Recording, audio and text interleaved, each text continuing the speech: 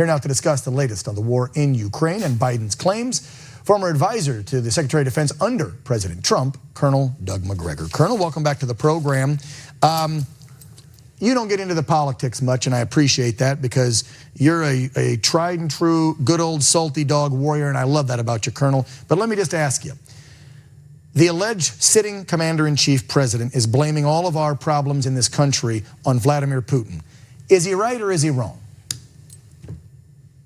Well, I think most Americans understand that what's happening right now in Ukraine has very little impact on us here other than to make matters worse than they already were.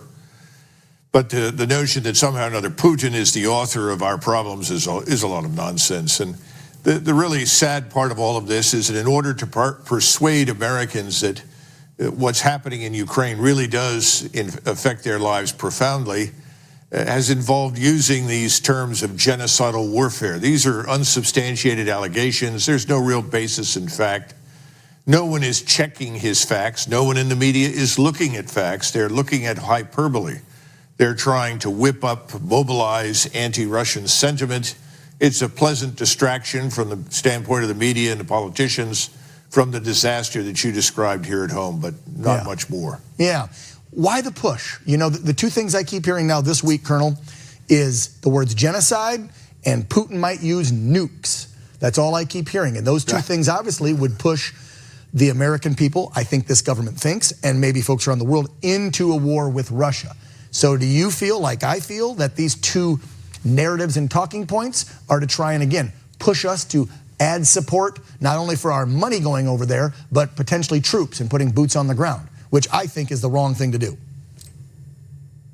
Well, I think we have to take that into account. First of all, the notion of using nuclear weapons is nonsense. There are only one set of conditions under which the Russians would actually consider it, and that is if we launch nuclear weapons at them, obviously.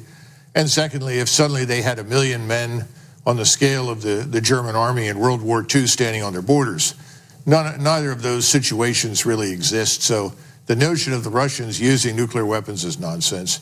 And we know that the prevailing winds in Europe blow from west to east, which means that if the Russians were for some reason to use a nuclear weapon in Eastern Europe, the fallout would stretch across Siberia, Russia, all the way to Manchuria, China, Korea and Japan. So no, that's complete nonsense. I do worry a great deal about the potential for falsehoods. In other words, somebody claims that the Russians have done something.